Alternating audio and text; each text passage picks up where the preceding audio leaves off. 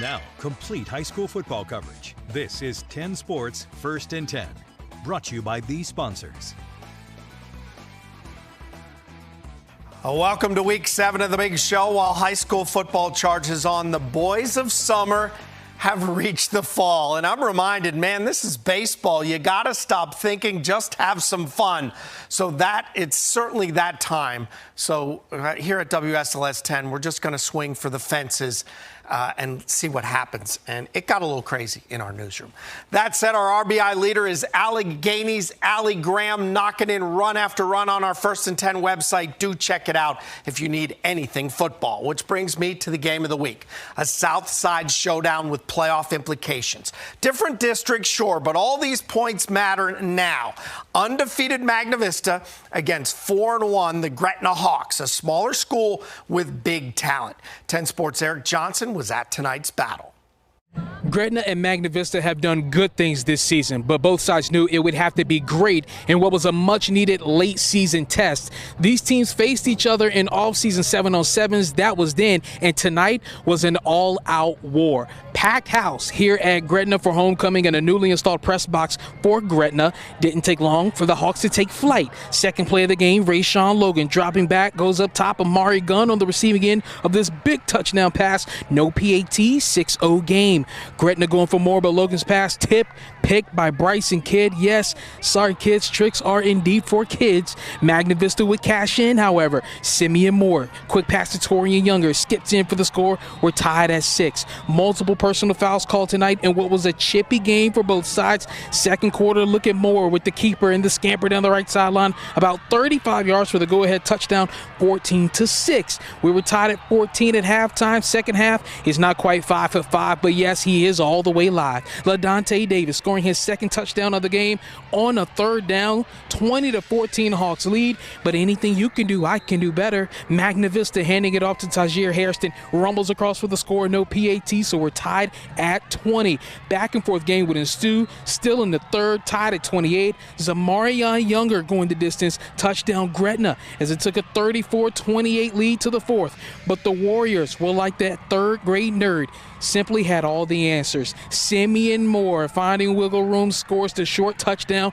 Extra point is good. It's a 1-point game. Gretna had the ball late, under 2 minutes to play, but the pass here picked off by Elijah Witcher, and that sealed it. Magna Vista held on for the 35-34 win to remain unbeaten. Sometimes you just got to find a way and play ugly or make some mistakes and give up some big plays, and they got some athletes for sure.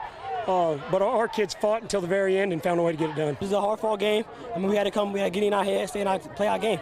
That's really all it is. We play our game, we win every game. Tonight, simply one of those games that had a playoff atmosphere, both teams leaving it all out on the field and showing the sheer will to win. Magna Vista now 6-0 on the season. In Gretna, Eric Johnson, 10 Sports. Thank you, Eric. More Piedmont action. Bassett over Tunstall 51-21. How about GW Danville? The Eagles were flying tonight. The Comets get a win 21-14. And skipping to the Valley District, Rockbridge loses a tough one 20-14. And if that Gretna Magna Vista was 1A, then this was a 1B matchup. Couple of 4-1 teams meeting up in Narrows tonight in a Pioneer grudge match, if you will. Perry McClure at the Narrows Green Wave. Narrows on the move, but we've got a bad snap. Parker Camden is Johnny on the spot. Recovery, Blues in business. And they would cash it in. Nathan Glass going up top to Camden, who catches it. Blues up 14-6. Second quarter, Coach Lowe and company calm things down before the half. Coulter Pruitt making everybody miss. Look at the ramble, the scramble, and then the stride on in. Nothing but green for 60 yards. 14-13 Blues by 1 at the half. Second half, cheerleaders get that green wave going, and Narrows starts to ride the momentum. This is Cooper Helve, and he is untouched. It is all Narrows after that. How about 56-21? Meantime, Eastmont at Craig County tonight. The Rockets looking for their third win. And how about first quarter? This is Chase Bierman attempting a pass picked by Carter Calfee. Long run. He's headed to the zone. 12-0 Rockets. Now, deja vu all over again in the next Mustangs possession. Carter Calfee just stepping in front, grabbing the rock, and he is taking it the distance. One wasn't enough. How about two? 18-0 Rockets. The Mustangs would get their secret weapon going. Xavier Brown is a tower of power. Busted through a swarm of Rockets. He was brought down eventually. Second quarter with Brown's help, the Mustangs get into scoring position. Gage Akers finding the corner, putting the Mustangs on the board, and indeed this one turned. Eastmont victorious 44-24 over the Rockets tonight.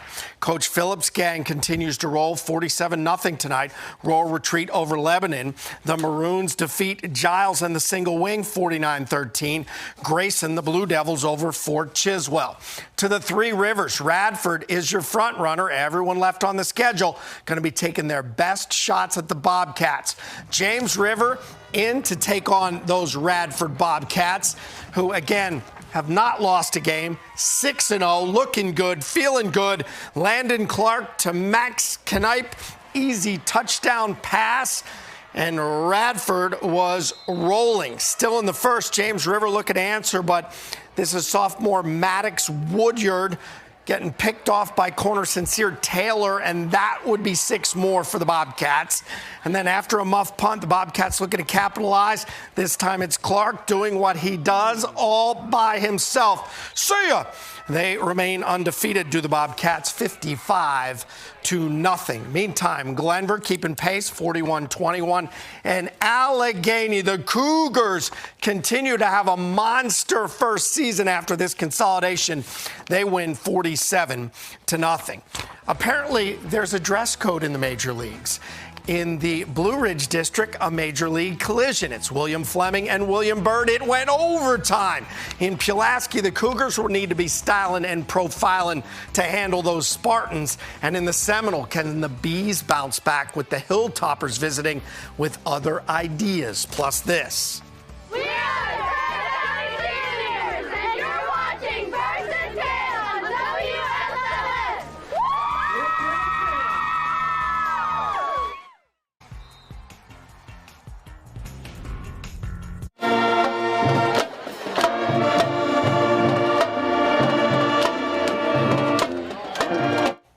We're back to break down a couple of Blue Ridge contenders. The William Byrd Terriers at the William Fleming Colonels. Both teams showing plenty of signs of contender status as district play heats up. Let's get you out to Fleming and have a look-see. Here we go. First quarter of this one, and it's Malachi Coleman taking it wide to the corner, and he is in the zone. 7-0 Colonels. Second quarter, Israel Hairston, quick pass. Walter Barrows, jump catch, left, right, 60 yards later. See ya! And it's 7-7, and that's how they would finish the half after that good-looking run.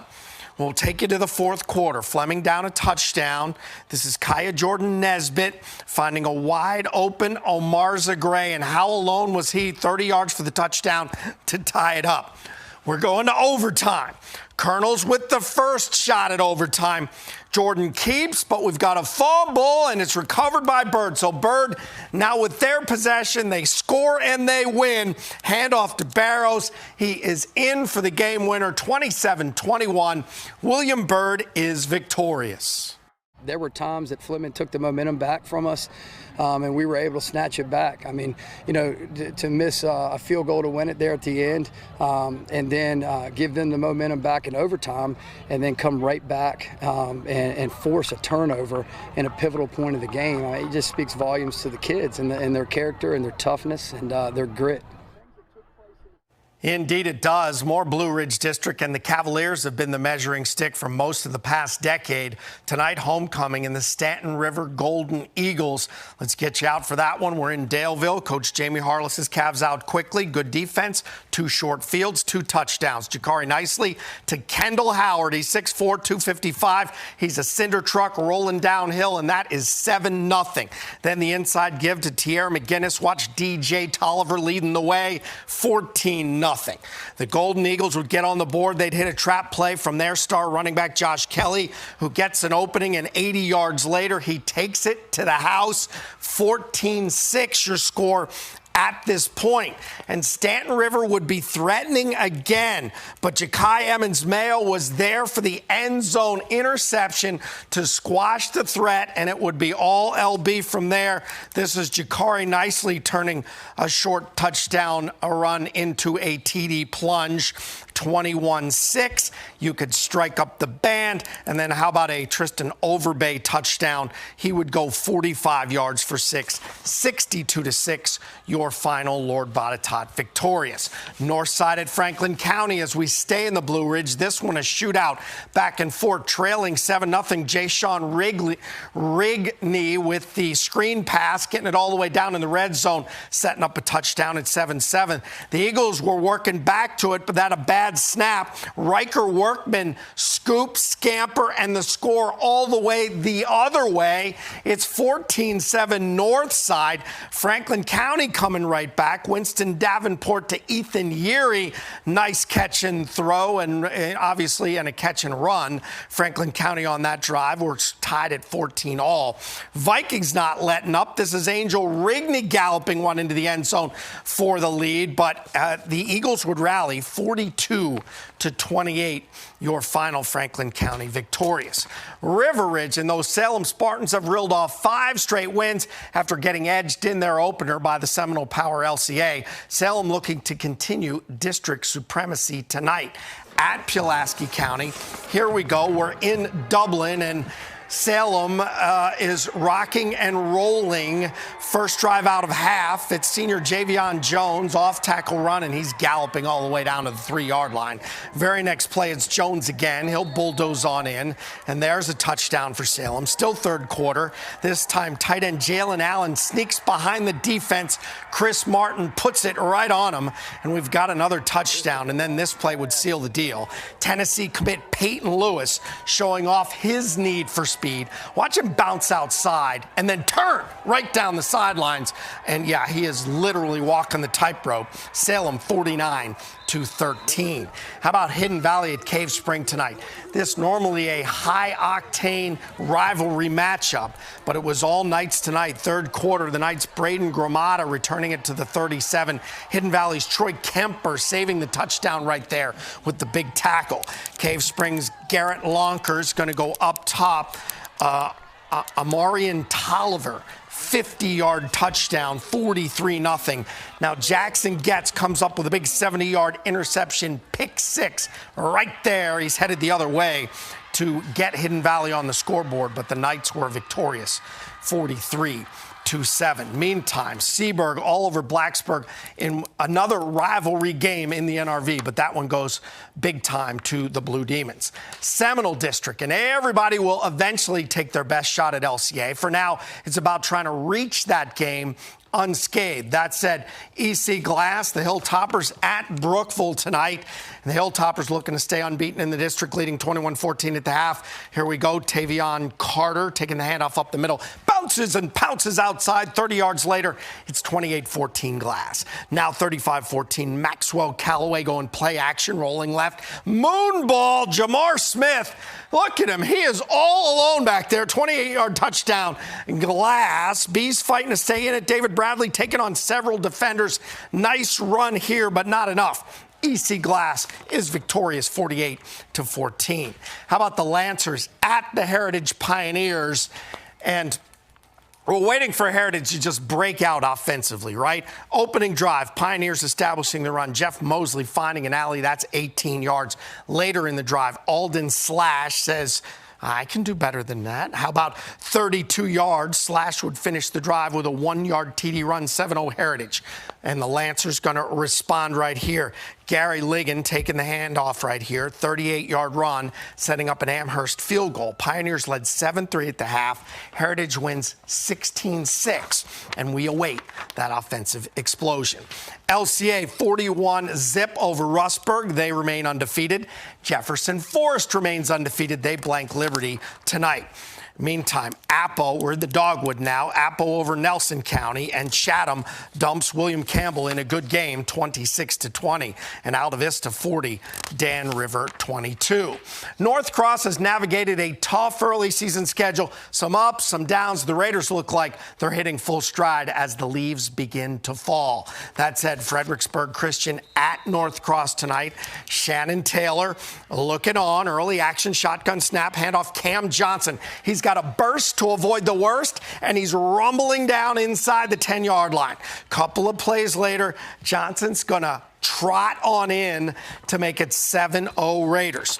Still in the first, Brock Miles, he's the quarterback. He fakes me out. He doesn't have the ball. He gave it to Jarrell Rhodes. Rhodes is headed all the way to the end zone. This is a 95-yard scamper and score. And yeah, the Turbochargers were on that run. It was 14-0. Now, how about some D before we go? This is Sander Frogner on the tackle. Watch the sling. Watch the ball come loose. And then Jace Rhodes, scoop, scamper, score. North Cross goes on to a 42-7 victory. Meantime, Roanoke Catholic, the Celtics get a 28-0 win at Bland County tonight.